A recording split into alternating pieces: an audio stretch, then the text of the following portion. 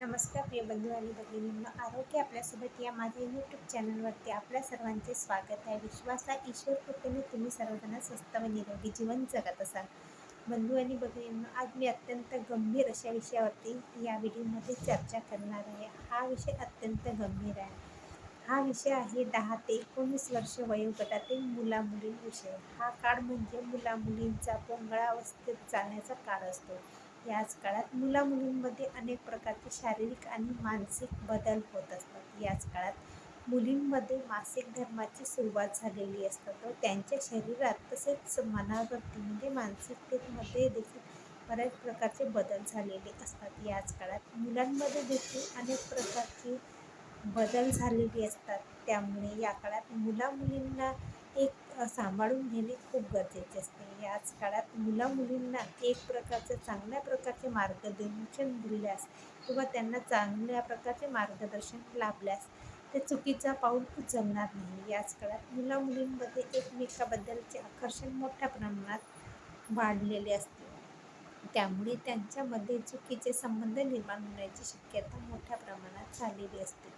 त्यामुळे याच काळात मुलांचे व मुलींचे पालकवर्ग हे त्यांचे मित्र बनून त्यांना चांगल्या प्रकारचे मार्गदर्शन करू शकतात.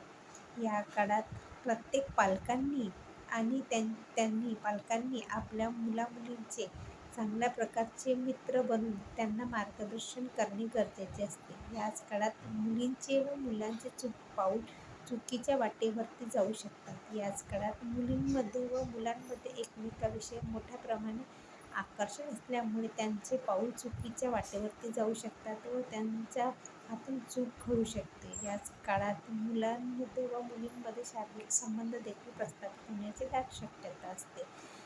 आज मोबाईलचा आणि इंटरनेटचा काळ आहे व यामध्ये चुकीचे मार्गदर्शन मोठ्या प्रमाणात होत असते. चुकीचं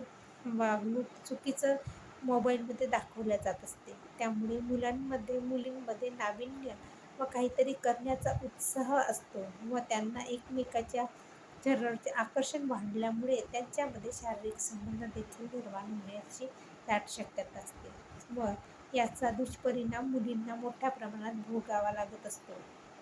अशा चुकीच्या संबंधामुळे बऱ्याचदा मुली या गर्भधारणा देखील करत असतात व त्यामुळे त्यांना अनेक गंभीर अशा समस्यांना या समाजात तोंड द्यावे लागते. म्हणून आईवडिलांनो किंवा पालकांनो मुलांमुलींमध्ये मैत्रीची भावना निर्माण करा. त्यांच्यासोबत मैत्रीचा व्यवहार करा व त्यांना चांगले मार्गदर्शन करा.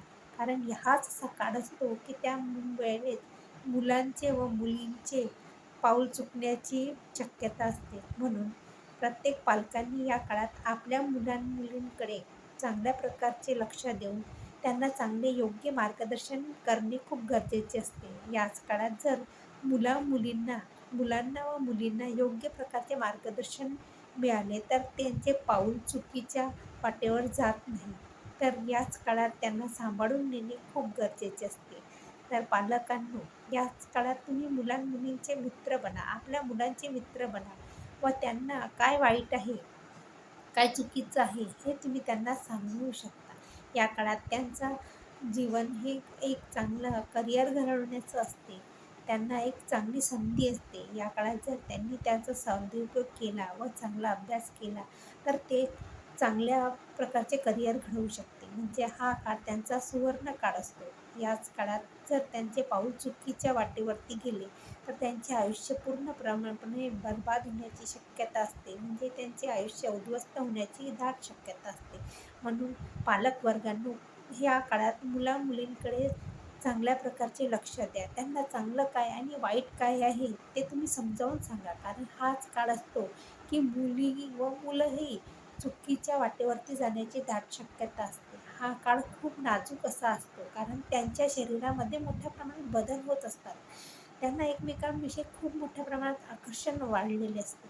त्यामुळे हा काळात तुम्ही आपल्या मुलांना व मुलींना सांभाळून घेणे खूप गरजेचे असते. हाच असा काळ आहे की त्यांना चांगले मार्गदर्शन करा. त्यांना चूक काय आहे, चांगलं काय आहे, वाईट काय आहे, तुमचं करिअर काय आहे, तुमचं भविष्य काय आहे याविषयी माहिती द्या. त्यांना चांगलं मार्गदर्शन करा आणि हे मार्गदर्शन तुम्ही रागवून किंवा दाटून होत नाही, तर त्यांना प्रेमाने, आपुलकीने एका मित्राप्रमाणे समजवण्याचा प्रयत्न करा. समजवा, की त्यामुळे जे तुम्ही जर त्यांना मित्राप्रमाणे समजावले, तर ते वाईट मार्गाने जाणार नाही किंवा चुकीचे पाऊल उचलणार नाही. तर बंधू आणि भगिनींनो, हाच असा काळ आहे की त्यांना मोठ्या प्रमाणात सांभाळणे खूप गरजेचे आहे. हा काळ म्हणजे त्यांच्या शरीरात आणि तसंच मानसिकतेत देखील मोठ्या प्रमाणात बदल होत असतात. म्हणून त्यांना सांभाळून घेणे खूप गरजेचे असते. म्हणजे हा काळ खूप गंभीर असा काळ असतो.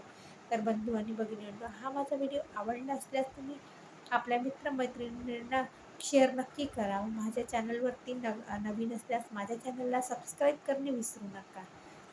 धन्यवाद. आणि माझा हा व्हिडिओ आवडला असेल तर प्लीज लाईक करणे विसरू नका. धन्यवाद.